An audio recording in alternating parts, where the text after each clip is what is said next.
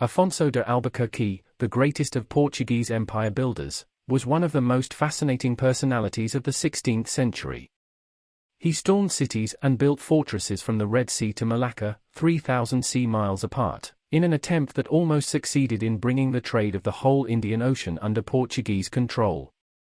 Born around 1453, Afonso de Albuquerque belongs to an ancient and illustrious family that is directly descended from the royal houses of Portugal and Castile. And because of his royal blood and the long tradition of service to the Portuguese crown, Albuquerque was brought up at the court of King Afonso V, 1438 to 1481.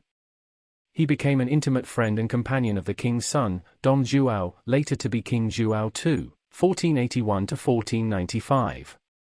Albuquerque joined Dom João in Morocco in 1471 and served as an officer for 11 years, learning military skills and hatred for Islam. Even his violent contemporaries believed his methods of conquering cities, slaughtering their people, torturing and mutilating prisoners, and punishing wrongdoers were atrocious. They justified their conduct as crusading zeal and knightly courage, which may help us to understand them, including the willful disregard for personal safety, and contempt for suffering and hardship that led to a willingness to fight significantly superior armies, inflict horrible retribution on the enemy, and impose horrifying punishments for treason and apostasy. Albuquerque's military conquests in Asia were motivated as much by his desire to eliminate Islam as by his desire to serve the crown by creating an empire and gaining a share of the fabulous wealth of the Indies. From Morocco, Albuquerque went in 1476 to join Dom João on one of his Castilian campaigns and fought with him at the Battle of Toro in 1481, when Afonso V died, and Dom João succeeded to the throne. Albuquerque returned to Portugal, and the new king immediately associated him with his plans to find the sea route to India. João II passed away in 1495, leaving no heir.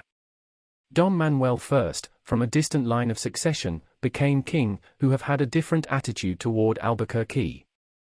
Accordingly, he left Portugal, returned to Morocco to continue his crusade against Muslims, and remained there for 8 years. During this, Gama and Cabral made their voyages across the Indian Ocean, which made possible the foundation of the Estado de India. The Portuguese arrived in the Indian Ocean at the most favorable time. At one end, it was the succession-plagued Mamluk Empire of Egypt, Syria, and Hejaz, which was still prosperous thanks to tolls on the overland spice trade to Europe from the Persian Gulf and Red Seas. On the other end, the Ming dynasty in China, which had abandoned its overseas adventurous marine expansion policy, probably due to Japanese pirates and the Mongols. On the East African Swahili coast, Kilwa, Mombasa, and Malindi were small but commercially thriving Muslim city-states, and most of the Gulf trade was passing through Ormuz, Asia's richest commercial port, whose jurisdiction was limited to the arid little island, which had been nominally under Tabriz's Safavid dynasty since 1502. Hindus and Muslims were split in India, and Muslim monarchs dominated many of the trading kingdoms with whom the Portuguese had to deal. Gujarat, Delhi, Bengal, and the warring Deccan sultanates were among them, with Bijapur owning the bustling port of Goa. The Mughals, Central Asian Turks, had not yet arrived on the Indian plains, and Hindus governed Rajasthan. Vijayanagar, a Deccan Hindu state, ruled most of southern India, including the Coromandel coast, having no western ports. Some Malabar coast rulers were Hindus, and Calicut was the strongest and the most dominant. Buddhist kingdoms ruled mainland Southeast Asia, but Malay Peninsula, Sumatra, the north coast of Java, and several eastern Indonesian islands, notably the Moluccas and the Banda Islands, became Muslim after trading relations. Malacca, a small, unproductive backwater on the west coast of the Malay Peninsula, was the headquarters of the richest Muslim sultanate and a spice trading hub. After commercially successful second voyage of Gama to India in 1503, the Portuguese became well aware of nearly the entire western side of the Indian Ocean, including the Indian Peninsula and the east coast of Africa, and also gained a comprehensive understanding of the Far East. Portuguese cartographers started creating a nearly accurate map of the world, with monsoon and other weather patterns as well as nautical features like ports, entrepôts, rivers, and other features. The Indian Ocean has a well-developed society and culture based on mature trade and commerce that are distributed and interdependent, with no monopoly. Except for the Chinese, at one end in the Far East, there was no major sea power. Ships were mostly built for commerce with arrangements to deter piracy and were a generation behind the large ocean-going ships of the Portuguese. The empires of Egypt, Persia, and Vijayanagar had no armed shipping in the Indian Ocean. Even the wealthy entrepôts of Ormuz and Malacca possess no ocean-going ships. The Arab, Gujarati, and other Muslim-controlled commercial shipping consisted of large ocean-going as well as small coastal ships, virtually with no artillery. They were no match for the stoutly constructed, large Portuguese multi-deck ships with rounded and elongated hulls and additional masts with smaller but numerous handy sails. These ships had 2 to 3 tiers of gun embrasures, appreciably mounting heavy German non-ferrous guns on the lower deck. Following Cabral's visit, King Manuel with his advisors concluded that peaceful penetration of India and supremacy of the Indian Ocean trade routes, let alone a monopoly over lucrative spice commerce, were impossible without permanent fortified settlements at strategic points in each trading zones. Meanwhile, King Manuel apparently changed his mind about Albuquerque, who had returned to Lisbon. In 1503, he was asked to sail to Cochin, where he erected a castle to protect the Portuguese. In 1505, King Manuel sent Almeida to the east with 22 ships as the first viceroy to set up the state of India with a regimento, a set of detailed instructions on how the early modern state worked. It was a brand new Portuguese military state in the Indian Ocean, complete with its own government, armed forces, and social institutions, providing security for the factories, bases for the fleets, and improving access to the pepper market. During the first 2 years of Almeida's viceroyalty, the Portuguese stayed strong in the Indian Ocean, doing convoy duty and improving their defenses, even though they were still at odds with Zamorin of Calicut, who had the most powerful navy in the Malabar. Eventually, Calicut formed an alliance with Gujarat and Mamluk of Egypt to challenge the Portuguese hegemony.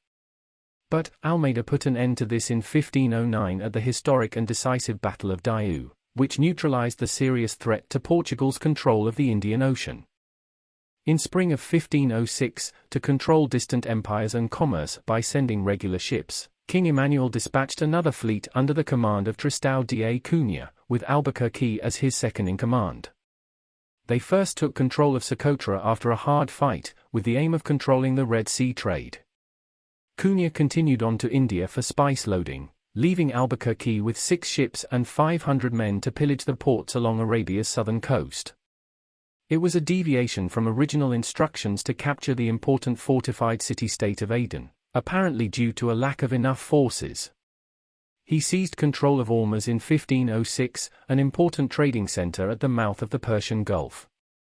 However, some of his captains were dissatisfied with the distribution of booty and deserted him with 3 ships to take up their case with the viceroy. Albuquerque abandoned his plan for permanent control of Ormuz and returned to Socotra. Later on, when Albuquerque arrived at Cochin in 1509 to take charge from Almeida as per royal order, the viceroy, flanked by all Albuquerque's insubordinate captains, put his rival under house arrest. However, Albuquerque took over as governor of the Portuguese state of India from Almeida on November 4, 1509, soon after the Marshal, Dom Coutinho, Albuquerque's cousin and a member of the royal family, arrived with 16 ships and a strong 3,000-man fleet for a smooth transfer of power and an offensive against Calicut. At the end of 1509, they attacked Calicut. Coutinho plunged deep inside the city, where a counterattack cut him off and killed him. Albuquerque also suffered an arrow wound but organized an orderly retreat, leaving the Zamorin palace and waterfront in flames. Albuquerque, a battle-hardened, shrewd statesman, was 50 and a man in a hurry when he became governor. He had a different and more concrete view of the state of India than his predecessors, which was firm land-based footing at the key strategic locations to support the Oceanic Maritime Empire and monopoly, which should be self-sustaining and contribute to the coffers and other initiatives of Lisbon as well. Following a hasty retreat from Calicut, Albuquerque quickly outfitted a large fleet of 23 ships and 1,200 men in just 4 weeks at Cochin, and began exploring the possibilities of striking at Goa, whose harbour was far superior. It was an island midway along India's western coast with a thriving commerce in Arabian horses, populated by Hindus but ruled by Muslim kings. He seized Goa in February 1510 in a successful amphibious raid while Ismail Shah was engaged against the Vijayanagara Empire far away. Albuquerque sought to turn Goa, with its surrounding countryside and enormous people, into Portuguese sovereign territory despite the fact that he had no royal authority to do so. Goa was to become a safe haven for troops and ships during the monsoon, as well as an arsenal where ships could be built and repaired, and weapons could be stored and even manufactured. The initial capture of the city was easy, but the problem lay in holding it.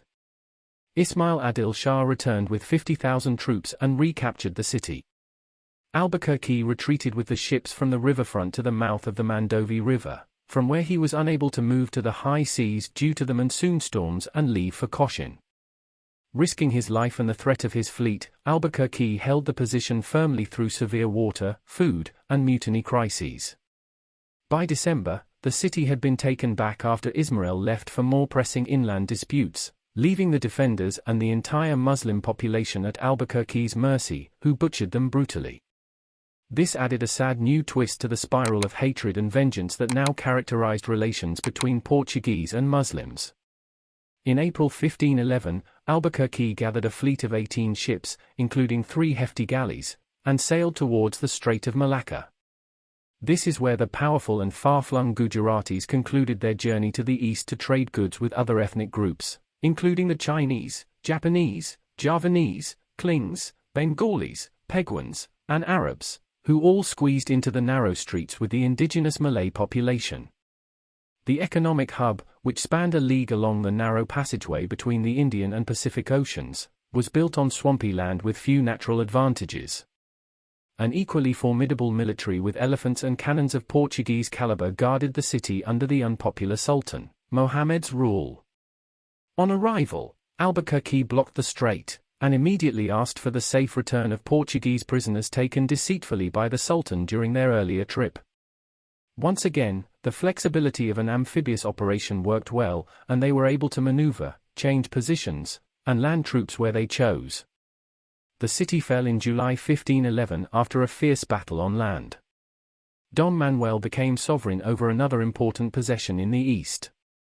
Albuquerque quickly built a strong fortress and, after establishing a firm Portuguese administration, returned to Goa. From Malacca, he also sent 3 ships on the first great voyage of exploration into the Indonesian archipelago.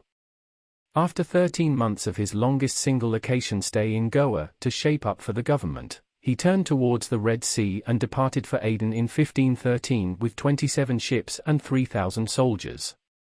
They landed in front of Aden's walls, and the attack began after a naval bombardment. However, Aden proved too sturdy, and the Portuguese failed to break in. The failure to capture Aden jeopardized Albuquerque's strategy, and the Portuguese's capacity to maintain a trade monopoly in the Indian Ocean. Now, Albuquerque turned his attention once again to Ormuz and, in 1515, secured the city's surrender, which was not only strategically well placed but was also a thriving center of international trade. The fort that the Portuguese built at Ormuz made them a significant power in Gulf politics. Shortly after the taking of Ormuz, Albuquerque died of dysentery on his way back to his favorite place, Goa. Because of Albuquerque's military successes, Don Manuel now rules over 3 of the most important trading ports in the Indian Ocean, Ormuz, Goa, and Malacca, and also has a lot of political power in the ports of Hadramaut, Malabar, Malaya, and Eastern Africa. Albuquerque's conquests committed Portugal, for the first and arguably the only time in its history as a nation, to the political and military responsibilities of a great power, which proved to be a commitment far beyond Portugal's resources to maintain. Imperial conquerors are not of great historical repute today. They may have some admirers but have more detractors, mainly because the colonial cause for which they have fought is not in fashion nowadays. Albuquerque was frequently cruel and ruthless by modern standards, but his enduring achievement is that he gave shape to the Portuguese and thereafter Western powers in Asia, building a solid bridge between East and West. Had the Portuguese efforts failed during the 16th century, it was doubtful that the British or Dutch could have built their own empires in the early 17th century. Portuguese foundations laid by Afonso de Albuquerque served as the foundation for both British India and Dutch Indonesia.